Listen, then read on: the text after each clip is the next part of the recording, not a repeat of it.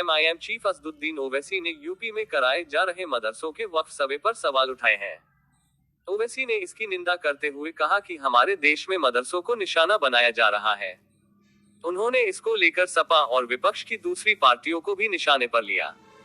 इस दौरान जनसंख्या नियंत्रण पर आरएसएस चीफ मोहन भागवत के बयान पर भी प्रतिक्रिया दी है।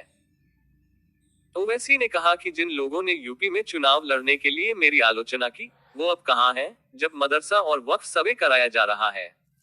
अब तो अखिलेश यादव कुछ नहीं बोल रहे हैं। इस दौरान ओवैसी ने कहा कि हिंदू राष्ट्र भारतीय राष्ट्रवाद के खिलाफ है, यह देश के खिलाफ है।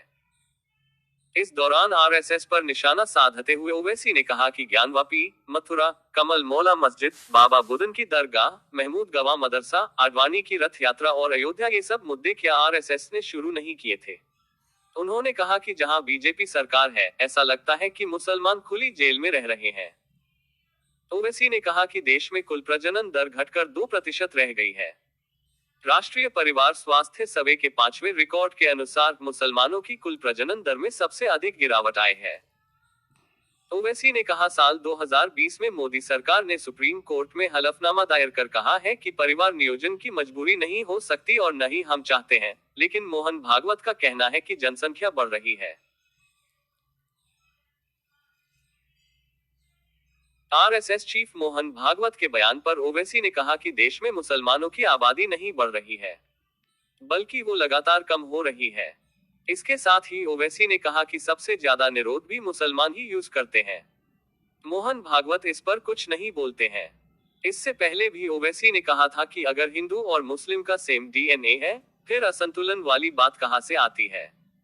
अभी जनसंख्या नियंत्रण की कोई जरूरत नहीं है। ओवैसी ने इस बात पर भी जोर दिया कि मोहन भागवत हर साल दशहरा के मौके पर हेट स्पीच देते हैं, लोगों को बढ़ती जनसंख्या का डर दिखाते हैं। दशहरा के मौके पर संघ प्रमुख मोहन भागवत ने जनसंख्या नियंत्रण पर कहा था कि जाति धर्म से ऊपर उठकर सभी को जनसंख्या नियंत्रण के बारे में सोचना पड़ेगा। भागवत ने कहा था कि भारत को गंभीर मंथन कर एक व्यापक जनसंख्या पॉलिसी लाने की जरूरत है। जनसंख्या में प्रमाण का भी संतुलन चाहिए। जनसंख्या असंतुलन का गंभीर परिणाम हमने भुगता है। ये 50 साल पहले हुआ था, लेकिन आज के समय में भी ऐसा हो रहा है। भागवत ने दिए कई देशों के उदाहरण। इस दौरान भागवत ने कई देशों के अलग होने का भी उदाहरण दिया। उन्होंने कहा कि पूर्वी तिमोर नाम का एक नया देश बना, दक्षिण सूडान नाम का एक देश बना, कोसोवो बना। जनसंख्या में अंतर आने से नए देश बन गए, देश टूट गए। दोस्तों, अगर आपको भी हमारा यह वीडियो पसंद आया हो तो चैनल को लाइक सब्सक्राइब करना ना भूले।